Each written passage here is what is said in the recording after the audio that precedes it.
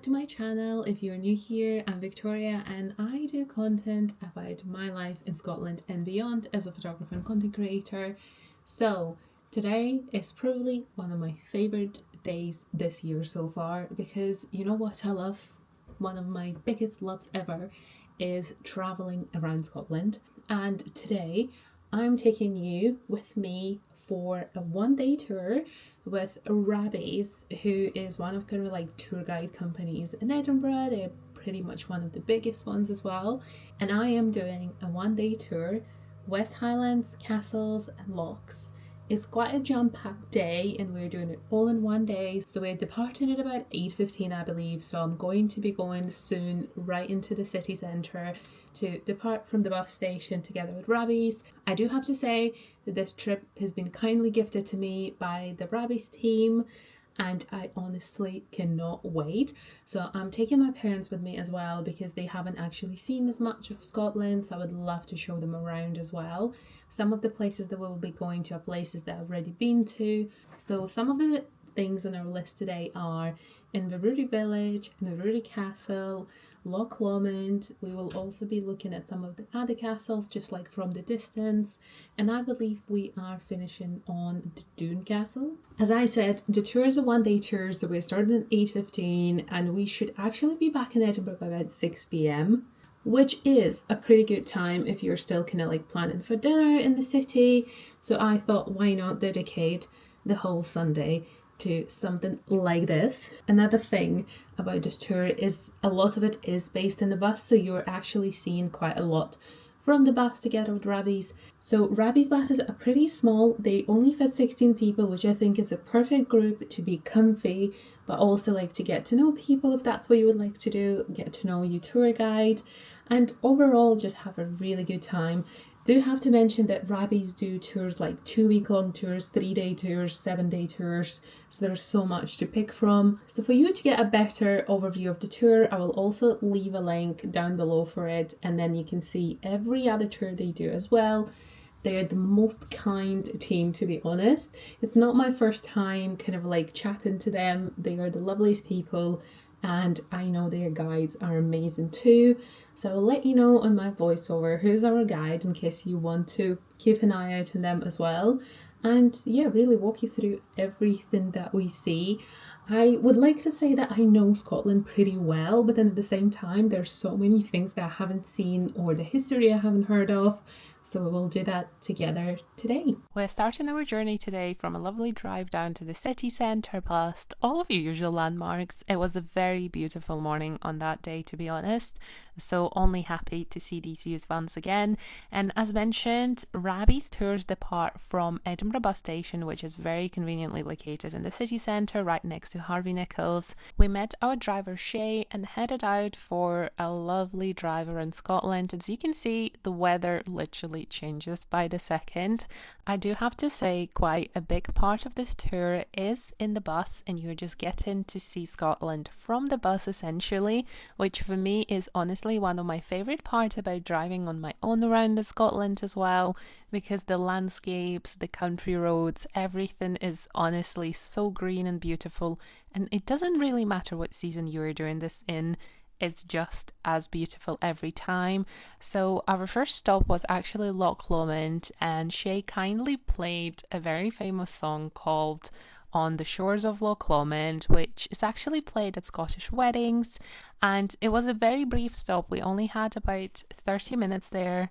Loch Lomond is actually one of the most popular lochs in Scotland, not only because it's close to Glasgow and it's easy to get to, but also because there's so many things to do. You can take a speedboat, you can get your paddle board and just paddle around the loch. There's lots of different tours on boats to some of the islands that are in the middle of the loch. And one of the other things, this loch is also home to one of the most popular Munros in Scotland, which is called Ben Lomond as well. Overall, I would say that visiting Ben Lomond and Loch Lomond is one of your quintessential Scottish experiences if you want to see what lochs and Munros in Scotland are all about. And I'm from a family of adventurers, so obviously I've taken on a challenge on Munro bagging, and I've only done 16 so far, but that's not too bad already. So what you will find in Scotland is every kind of like touristy small village will have its own tourist shop that might feature a lot of the local produce. My brother enjoyed trying on some tartan bits as well. I often try to shop locally when I can to support the small makers and small businesses. This village that we were visiting is called Luss. It's an 18th century village that's been conserved beautifully. You can see beautiful houses. And once our time was up, it was time to head off onto our next stop. What I love about Rabbie's is that if the weather is amazing, they will absolutely do some extra stops. So this stop was not on the plan, but only there if it was actually good weather conditions. It was very windy, but it was clear enough to see. This is the path that's called Rest and Be Thankful, which is, look at this view, absolutely stunning. And I think Rabbie's van looks good there too.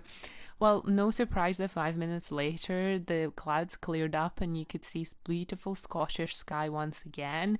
And just as we were getting through to the half of our day, we arrived to the Inveraray village to see Inveraray Castle, which is still a functioning castle. Inveraray Castle was opened in 1789 and is still a functioning seat for the chiefs of Clan of Campbell. They used to have Kilchurn Castle as their main seat, and this was their new castle that they then moved into. To me, it's a pretty princess castle, and because we didn't have actually enough time to do the tour inside, we decided, what about we go to the George that was established in 1776 for lunch? Just wait until you see this food.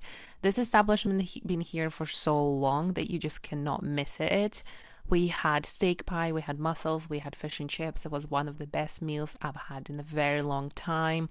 It's also priced reasonably well. It's very old interior. It's honestly like stepping back in time when you go in there.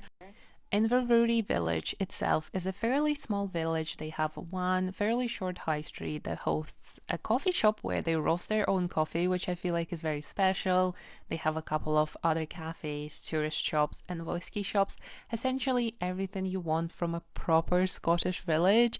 They also have an old harbour that is kind of like half functioning at the moment.